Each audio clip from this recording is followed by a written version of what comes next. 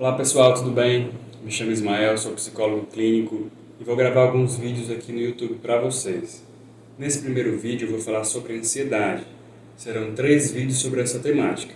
Nesse primeiro vídeo eu vou falar sobre aspectos gerais, sobre o processo fisiológico e neurológico, como é que é feito o diagnóstico de ansiedade e, por fim, como é que é feito o tratamento. Então, pessoal, iniciando esses aspectos gerais, queria começar falando um pouquinho sobre os mitos e verdades sobre a ansiedade. Então, nós temos ansiedade e nós temos transtorno de ansiedade. Então, qual é a diferença entre ansiedade e transtorno de ansiedade? Ansiedade é algo natural do nosso corpo. Todos nós temos ansiedade. O transtorno de ansiedade tem características diferentes. Então, quando a gente perde essa capacidade do manejo da ansiedade. Então, a ansiedade natural do nosso corpo, ela serve para que a gente possa prever, que a gente possa analisar o que vai acontecer no futuro. Então, nós temos mecanismos internos para projetar o que vai acontecer no futuro. E esses mecanismos trazem para a gente uma perspectiva. Por uma questão fisiológica, a gente tem uma tendência a ter um certo pessimismo quando a gente tem ansiedade, mesmo que natural. Por quê? Quando a gente vai pensar, por exemplo, eu vou descer aqui e vou atravessar a rua. Eu vou, não penso no que pode acontecer, não tenho tanta ansiedade, eu passo, o carro me atropela. É um cenário. Um segundo cenário, eu desço aqui pensando que eu posso ser atropelado, que pode acontecer alguma coisa, eu estou sendo pessimista. Então isso aumenta as minhas chances de não acontecer nada ruim. E aí, por uma questão genética, o pessimismo ele vai passando e a gente tem uma tendência a ser um pouquinho mais pessimista. Mas esse pessimismo é natural, ele não configura um transtorno de ansiedade. O que configura o transtorno de ansiedade é quando a gente perde a capacidade de manejo da ansiedade, ou seja, quando ela sai do nosso controle, trazendo angústia, sofrimento, nos colocando numa perspectiva onde a gente não consegue mais ter saúde emocional. O que é que isso seria? A gente entende isso como um processo de crise de ansiedade. Quem tem crise de ansiedade tem transtorno de ansiedade? Não. A crise de ansiedade pode acontecer com qualquer um, em qualquer momento da vida. É que, devido a alguma razão específica, você teve um estímulo de medo, de preocupação e o seu corpo naturalmente reagiu, produzindo muita ansiedade. Então, o transtorno é quando isso acontece sem que a gente entenda bem por que há um fator desencadeando tudo isso. Ou se é um fator desproporcional. Por exemplo, uma atitude cotidiana, dirigir. Então, dirigir é algo cotidiano, eu tenho muito medo disso, é o que me traz ali uma perspectiva de ansiedade. Então, eu não tenho uma boa relação com essa atividade. Então, ela vai desencadear um medo muito grande. Se eu não precisar nunca mais dirigir, isso não vai ser um problema. Isso não vai estar me trazendo crises de ansiedade. Mas se é algo que está presente na minha rotina, que eu tenho que fazer todos os dias, aí sim, a gente vai configurar um transtorno de ansiedade. Então, continuando ainda falando sobre mitos e verdades. É uma pergunta muito comum que eu escuto na clínica. Ismael, eu posso morrer em uma crise de ansiedade? E a resposta é que não. A não ser que você tenha alguma cardiopatia grave, outra condição grave de saúde. Mas, de forma geral, uma crise de ansiedade dificilmente leva à morte. É muito comum que as pessoas, quando estão tendo uma crise de ansiedade, busquem os hospitais, busquem um pronto-socorro, porque é um momento de desespero. Mas dificilmente isso vai acontecer. Outro aspecto muito comum.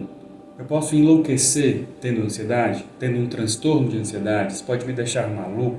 A resposta também é que não. A não ser que a ansiedade seja uma comorbidade de outro transtorno mental. Então, a pessoa que tem uma esquizofrenia, porém tem uma ansiedade muito acentuada. Não vai ser a ansiedade que vai trazer um quadro mais grave, mas sim o fator dela ser uma comorbidade de outro transtorno.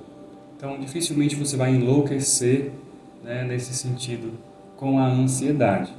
O que é muito comum? É que pessoas que têm uma ansiedade têm sintomas psicossomáticos, ou seja, sintomas no corpo que partem do aspecto psicológico. Então, algumas pessoas tendem a ter uma contração muscular, não conseguem se mexer. Outras pessoas têm reações diferentes, entrelaçam os dedos, né, ficam em posição fetal, ou tendem a andar, a correr, não conseguem ficar parados.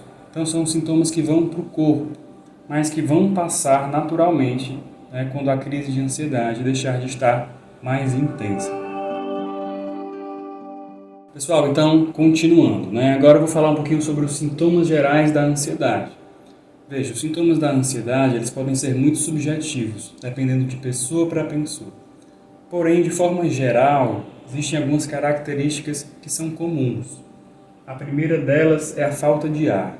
Então, algumas pessoas têm dificuldade de respirar, sentem que a respiração não é suficiente, ou têm uma respiração muito curta e não percebem. Então, muitas vezes, o primeiro sintoma da ansiedade é esse descompasso na respiração. E isso vai trazer algumas consequências fisiológicas que vão trazer outros sintomas. O pensamento acelerado. Então, as pessoas ficam mais confusas, elas têm uma tendência a ter mais esquecimento, elas têm vários pensamentos ao mesmo tempo, tem o que a gente chama de pensamentos intrusos. Então ela está fazendo uma atividade, de repente vem um pensamento do que ela vai fazer depois, de coisas que vão acontecer em outros dias, que não necessariamente seriam funcionais de pensar naquele momento, ou seja, elas não poderiam fazer muita coisa em relação àquilo. Náusea e tontura. Muitas pessoas têm sensação de desmaio, né? Por algumas razões fisiológicas, a nossa pupila tende a se movimentar mais, a dilatar, a se contrair, então isso causa algumas alterações de percepção. As pessoas sentem que vão desmaiar, ou então tem uma hipoglicemia. De fato, na ansiedade, o metabolismo ele acelera, então as pessoas vão ter sintomas fisiológicos, né? Então é muito comum sensação que vai vomitar, ou então uma sensação de desconforto, inquietação.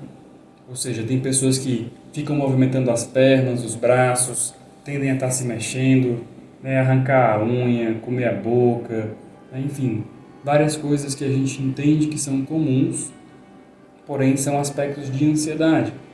E aí, quando a gente pensa em inquietação, às vezes essa inquietação é vista como algo natural.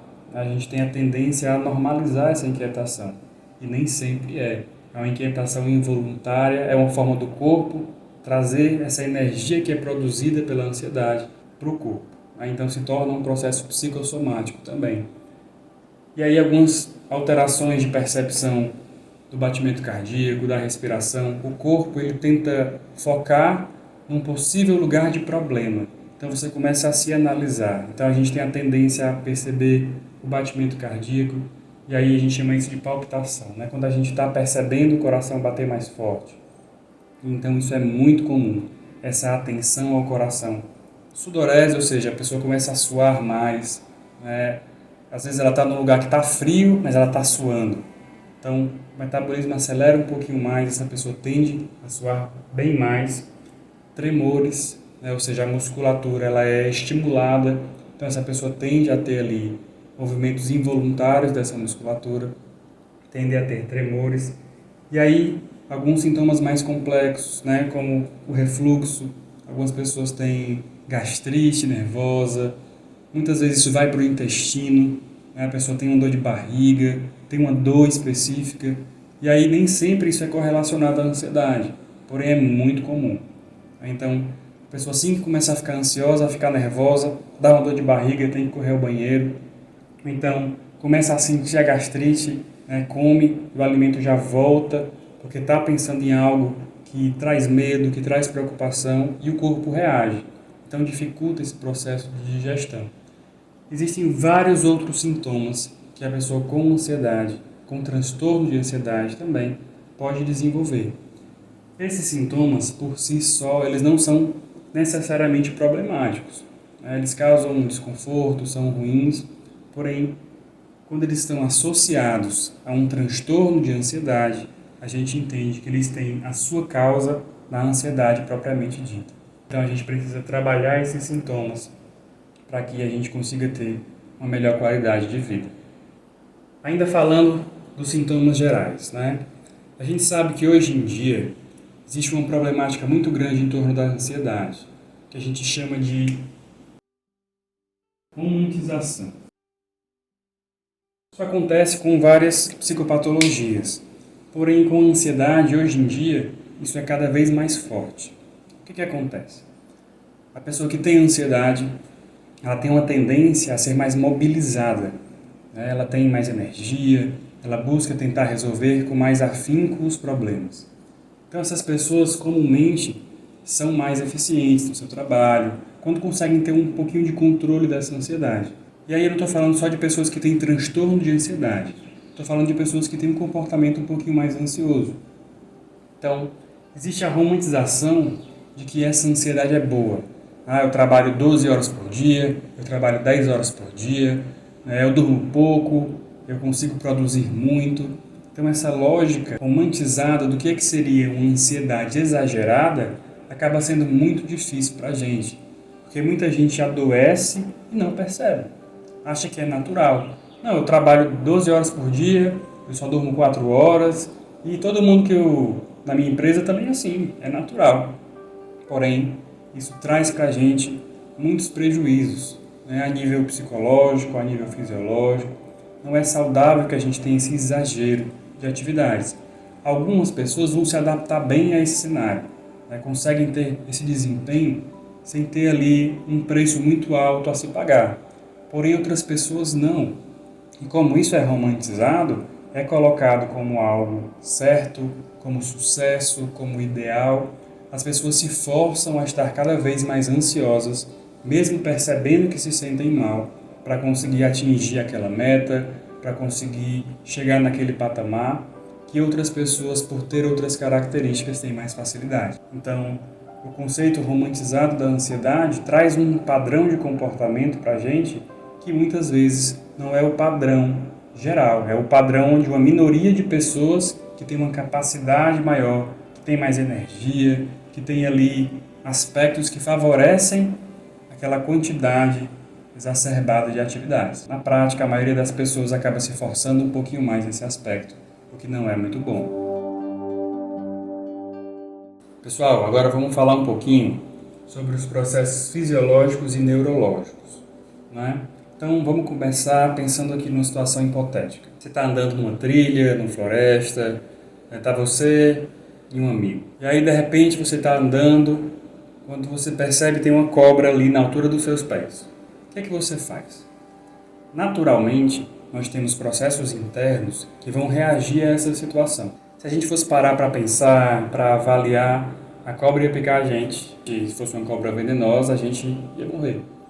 Então, a gente desenvolveu uma capacidade automática de reagir a algumas ameaças. E isso está na base neurológica da ansiedade.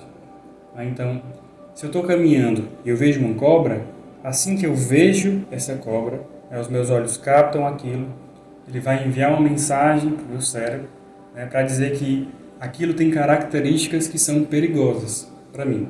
E a gente tem aí uma herança genética de entender o que é mais perigoso, o que aparenta ser menos perigoso. Então, você vê a cobra, você tem essa mensagem inicial. Esse é o primeiro estímulo. Então, a gente tem pesquisas hoje onde a gente sabe que há algumas áreas relacionadas a esse processo, principalmente a amígdala, que não é a amígdala do pescoço, é a amígdala aqui no cérebro, que ela é responsável pelas nossas emoções, principalmente pelo medo nesse caso, né? E uma correlação com o hipocampo, que é uma região do nosso cérebro responsável por nossas memórias. Então, o que essa correlação nos fala? Que eu vou avaliar aquela experiência, aquela cobra no caso, então eu vou buscar lá no meu hipocampo a minha memória, se aquilo é bom ou ruim, se é perigoso ou não, e aí eu entendendo uma relação ameaçadora com aquilo, eu vou desenvolver um sentimento, uma reação, que nesse caso é o medo. E aí a gente vai ter uma reação em cadeia para todo esse processo, mas ele se origina aí nesse momento. Então a gente falou de uma cobra, um elemento prático que está ali, mas vamos pensar em coisas mais simbólicas, que é o que normalmente acontece no nosso dia a dia. Então eu estou aqui em casa, estou tomando um banho para ir para o trabalho, e de repente eu tenho um pensamento que eu sinto medo, um pensamento de que pode ser que eu seja assaltado assim que eu saia de casa. E aí eu tenho uma relação ruim com isso, porque um familiar meu foi assaltado, eu vi na televisão, e esse pensamento me vem. Esse pensamento é, no caso, a cobra, ou seja, é o elemento que vai me trazer ali esse gatilho inicial da ansiedade. Então eu vou pensar nisso e aí meu corpo vai reagir. Independente de ser algo que está aqui na minha frente ou de ser um pensamento interno, a reação do meu corpo vai ser a mesma. Então ela vai reagir, né, trazendo todos esses processos que eu já citei para identificar se aquilo é ou não um problema. Então, no caso de ser assaltado, eu vou ter medo que isso aconteça. E aí isso vai desencadear em mim uma crise de ansiedade. Caso, né, entendendo que eu tenha muito medo daquilo e que eu esteja muito preocupado com isso. Nesse cenário que a gente está hoje em dia, né, vamos falar um pouquinho sobre o Covid. Então, algumas pessoas estão em casa, estão isoladas, estão tranquilas, mas de repente pensam, e se eu pegar? E se acontecer comigo? E aí o nosso cérebro tem essa tendência a reagir, como se eu já tivesse, né, com um diagnóstico ali de Covid. É um processo que independe dele estar presente ou dele ser simplesmente um pensamento. E aí dentro disso a gente tem outros aspectos que podem ser estímulos também, como cheiro, como algo que a gente escuta. Tudo perpassa uma avaliação que a gente vai ter do perigo. Então é um aspecto que a gente tem que é natural, assim como o da cobra. Eu estou andando na floresta, eu vejo algo, né? Se eu simplesmente não sinto nada, aquele animal vai me atacar, aquele predador vai me atacar, e aí eu não vou ter uma herança genética para passar para frente. E aí as pessoas que vão correr, né, que vão ter medo, elas vão ter mais capacidade de se reproduzir, e aí a gente tem essa herança um pouquinho mais medrosa, o que não é ruim, como a gente pode perceber nesse caso da cobra. Então é uma reação automática que preserva a nossa vida. Então, pessoal, continuando os processos fisiológicos, né? A gente falou que existe uma correlação entre a nossa visão, audição, o nosso olfato, ou seja, os nossos sentidos, ou o nosso pensamento, nessa ativação ali da amígdala, na ativação dessas áreas responsáveis por essa reação natural da ansiedade. E aí, em seguida a esse processo, essas áreas enviam uma mensagem de perigo ao nosso tronco encefálico, né, que é uma região que tem controle sobre grande parte do nosso corpo. E aí essa reação vai gerar vários sintomas em cadeia. Né? Então até aqui a gente tem um processo neurológico que ele não traz tantos sintomas. Né? A gente vai sentir principalmente medo. Quando a gente chega no tronco encefálico e a gente tem essa dispersão ali, a gente vai começar a ter sintomas no corpo. Né? Então, um deles, né, vamos começar pelo coração. Né? Então, o que acontece? A gente entende que existe um perigo iminente. Então, os nossos órgãos, o nosso corpo, ele começa a se preparar para uma luta, para uma fuga. É uma forma de deixar a gente pronto para aquilo que vai acontecer. Né? Então, o que o coração faz? Ele aumenta o batimento cardíaco para que a gente tenha maior disponibilidade de sangue no corpo, né? Que a gente tenha mais agilidade. Né? Esse sangue ele vai para nossa musculatura principalmente, que é onde a gente vai ter mais condições de lutar ou de fugir. Né? E o que é que isso causa na gente? Né? Isso vai causar inquietação.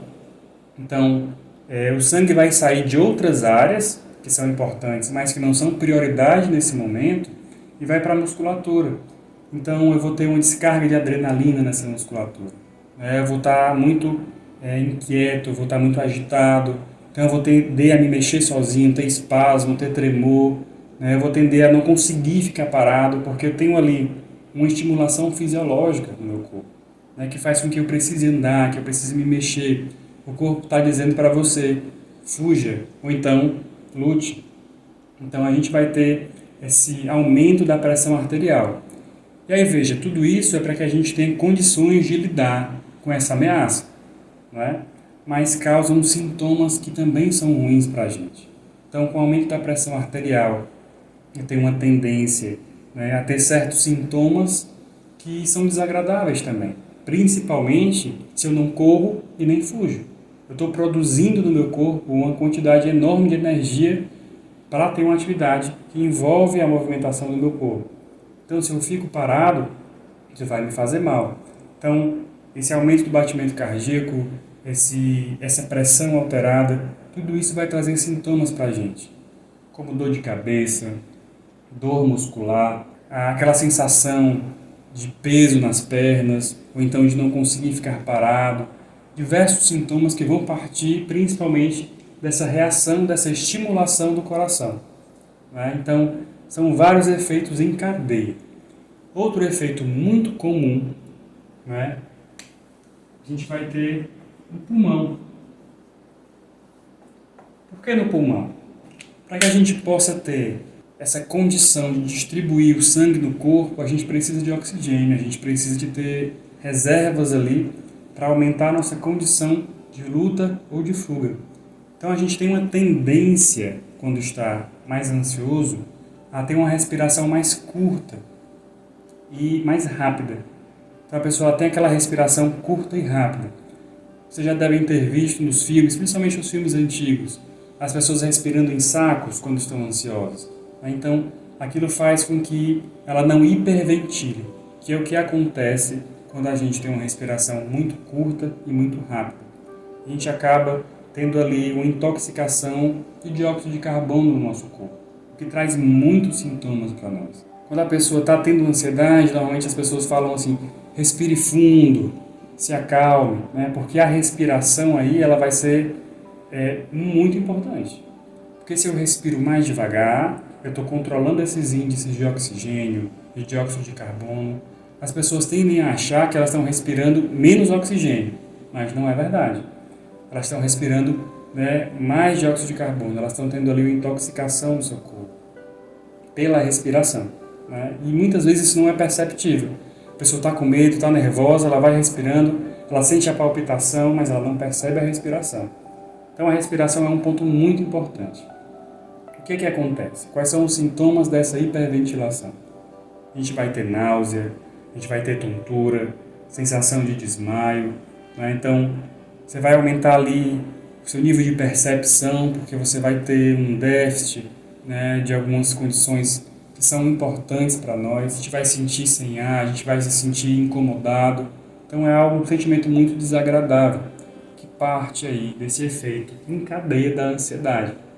Então, a gente vai ter outros aspectos também da ansiedade, que vão ativar outras regiões, mas isso também é subjetivo. De forma geral, a gente entende que esses dois aspectos são centrais. Isso sempre acontece. Então, eu sempre tenho um descompasso da respiração, eu sempre vou ter um ataque cardíaco, ou seja, um aumento do batimento cardíaco, podendo ter um aumento de pressão, podendo ter vários sintomas a partir disso.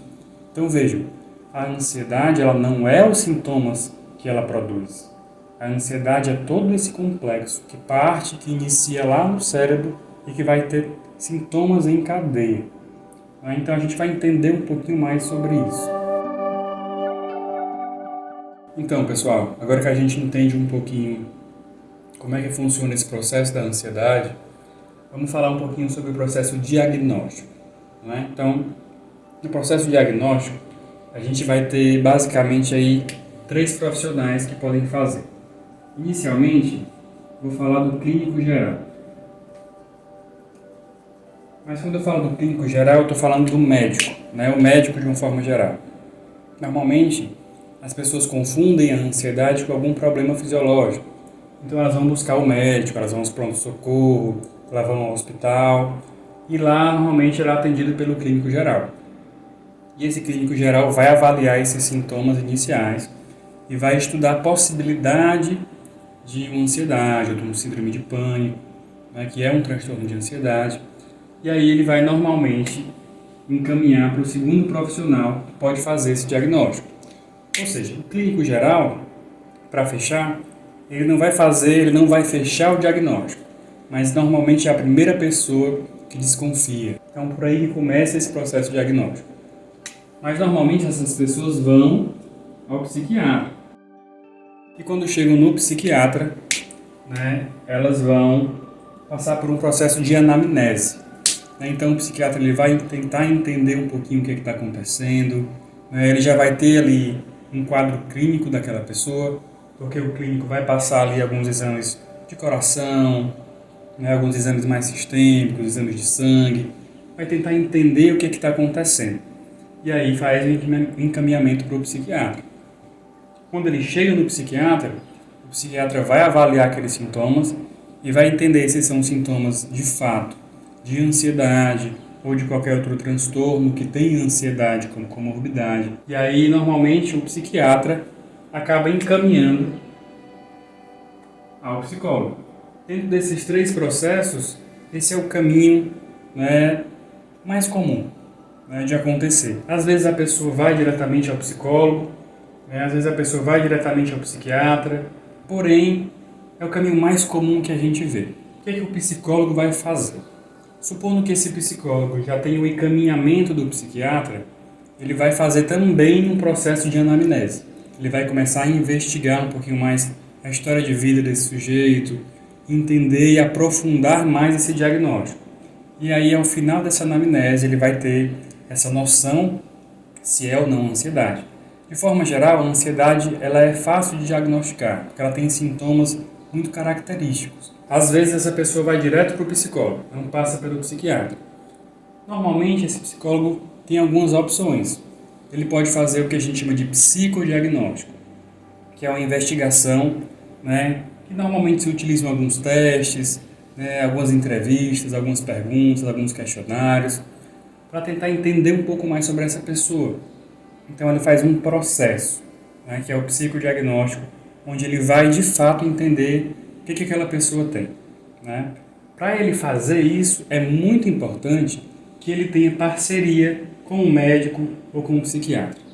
Para a gente também avaliar os aspectos fisiológicos, uma causa primária de ansiedade que não seja de fato psicológica. Como assim? A gente vai ter aí problemas hormonais, né, que podem causar ansiedade, uso de medicamentos, diversas condições fisiológicas, algumas doenças sistêmicas que causam ansiedade. Então, essa ansiedade ela é uma comorbidade de um processo primário fisiológico. Então, eu preciso ali ter uma reposição hormonal, eu preciso ter um tratamento para aquilo que está causando ansiedade para mim. É muito importante o tratamento conjunto do psicólogo e o médico, para que a gente entenda tudo isso. Mas para a gente fazer o diagnóstico, a gente precisa desses aspectos fisiológicos também. A gente não pode simplesmente deixar isso de lado e olhar só para o contexto psicológico. Então, esse psicólogo pode fazer esse processo de psicodiagnóstico, ou ele pode entender já esse diagnóstico na própria anamnese, mesmo não tendo encaminhamento. Às vezes é uma condição que ela é bem clara para a gente entender. E aí, normalmente, ele continua o tratamento com a psicoterapia. Ou seja, a psicoterapia também pode ser um fator de diagnóstico. Essa pessoa começa uma psicoterapia e aí durante esse processo ela vai percebendo que ela tem uma ansiedade, um transtorno de ansiedade. Então, normalmente são esses 3 profissionais que conseguem diagnosticar e com mais clareza, a ansiedade. Parte muitas vezes do médico, pode ser o clínico geral, e aí vai ao psiquiatra ou psicólogo. E aí esses 2 juntos vão investigar um pouquinho mais para fechar esse diagnóstico. Então, pessoal, falando agora um pouquinho sobre o tratamento da ansiedade. A gente já sabe quais são os profissionais que podem ajudar a fazer esse diagnóstico, Então, onde é que eu consigo fazer esse tratamento? A combinação ideal para um tratamento de ansiedade é a junção do psicólogo, com o psiquiatra. Por que esse é o melhor tratamento? Vamos falar um pouquinho do psiquiatra, para a gente entender essa junção. Então, quando a pessoa que tem ansiedade, ela chega ao psiquiatra, normalmente ela vai receber a indicação de uma medicação, de um psicofármaco. Muitas vezes, um ansiolítico junto a um antidepressivo, ou só um ansiolítico. Então, o que essa medicação vai fazer? Essa medicação ela vai suprimir os sintomas da ansiedade. Então, como a gente já aprendeu, a ansiedade começa aqui, na amígdala, gera o sentimento, vem para o tronco encefálico. Quando eu tomo uma medicação, eu consigo suprimir essa reação em cadeia. Eu não deixo de ter ansiedade, eu não deixo de estar me sentindo ansioso. né? Porém, eu consigo suprimir essa reação em cadeia, reduzir esses sintomas da ansiedade. Então, isso traz para a pessoa uma sensação de melhora. A pessoa consegue conviver com aquilo, ela não precisa se afastar do trabalho, ela consegue continuar tendo uma vida comum, uma vida normal, né? Apesar de estar com um transtorno de ansiedade. E aí, por que é importante o psicólogo? Porque o psicólogo vai fazer o que a gente chama de psicoterapia. O que é uma psicoterapia? Para a gente entender o que é uma psicoterapia, a gente tem que entender o que quer dizer terapia. O que é terapêutico? Então, terapêutico é algo que produz mudança na gente. E quando a gente está num quadro de adoecimento, a gente precisa de uma mudança. Terapia é mudança. Psico quer dizer que ela é facilitada por um psicólogo. Então, o psicólogo ele vai entender qual é a forma mais eficaz de se fazer um processo terapêutico. E a gente tem anos de pesquisa para entender isso. Então, por onde a gente vai, qual é o caminho melhor, quais são as técnicas, os métodos que produzem uma mudança. Então, esse é o estudo da psicologia. Entender como é que isso acontece.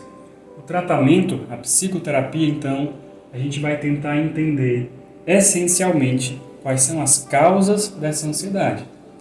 Então, esse tratamento conjunto é o ideal, porque eu vou ter aqui como remédio a supressão dos sintomas que estão me incomodando e como psiquiatra eu vou trabalhar as causas dessa ansiedade.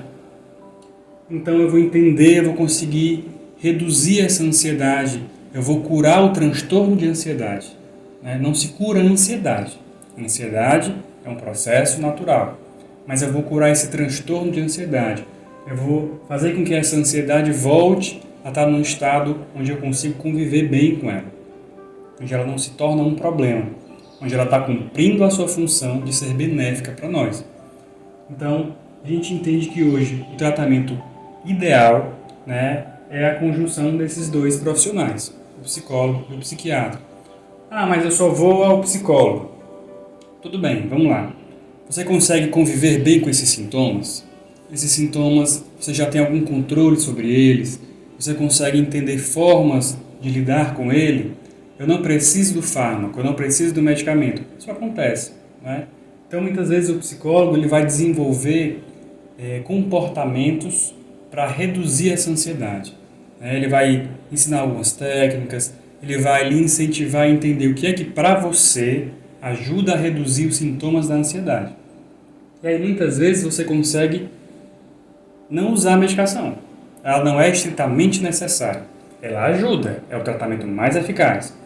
Porém, muitas vezes, dependendo da intensidade desses sintomas, a gente consegue fazer um tratamento somente com a psicoterapia. Eu estou fazendo um tratamento só com o psiquiatra. Isso pode acontecer? Pode acontecer. Isso é ruim? Nem sempre é ruim. Muitas pessoas têm episódios de ansiedade. Ou seja, acontece um momento que teve uma perda muito grande na família, está num momento de preocupação, de medo, e aí ele toma uma medicação, não faz a psicoterapia, isso reduz os sintomas, e esse contexto dessa situação passa. Então essa pessoa ela não precisa entender a causa disso. A causa disso é clara, é aquele elemento que está acontecendo. Então quando passa a situação, ela deixa de tomar a medicação. Então acontece também algumas pessoas que fazem somente o tratamento com a medicação. Porém, é importante a gente estar atento ao porquê que essa ansiedade aconteceu. Então, às vezes, somente a medicação faz com que a gente entre numa zona de conforto. E aí a gente trata com a medicação, tem uma melhora, mas um tempinho depois acontece outra crise, e aí isso pode abrir espaço para um transtorno de ansiedade. Então, o recomendado é que a gente sempre busque o psicólogo, porque ele vai entender, ele vai ajudar a gente a perceber e a entender o que é que faz essa ansiedade sair do controle. E quando a gente consegue controlar isso, ter uma boa relação com isso, a gente não desenvolve um transtorno de ansiedade. Então, muitas vezes, essas causas da ansiedade vêm de situações traumáticas do passado, vêm de correlações que a gente faz com o que aconteceu lá atrás. E aí a gente acaba acessando isso novamente no presente e a gente tem uma reação emocionalmente desproporcional. Por isso que é extremamente importante a psicoterapia nesse processo, para a gente aprofundar esse passado e entender o que é que aconteceu, o que é que está acontecendo, por que que frente ao futuro, por que que frente ao que vai acontecer, eu tenho medo, eu estou preocupado. Então, é um processo que, quando a gente entende esse trabalho conjunto, é o caminho mais eficaz.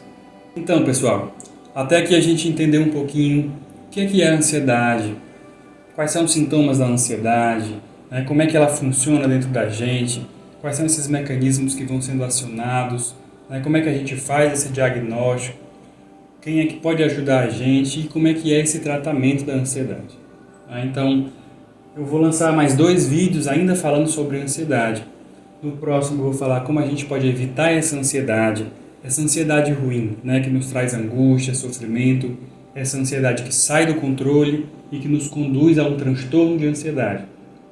Então, o primeiro aspecto é isso. Como é que a gente pode evitar, ter uma qualidade de vida melhor, se relacionar bem com a ansiedade? E por fim, quais são esses transtornos, né, que são vários e têm características diferentes.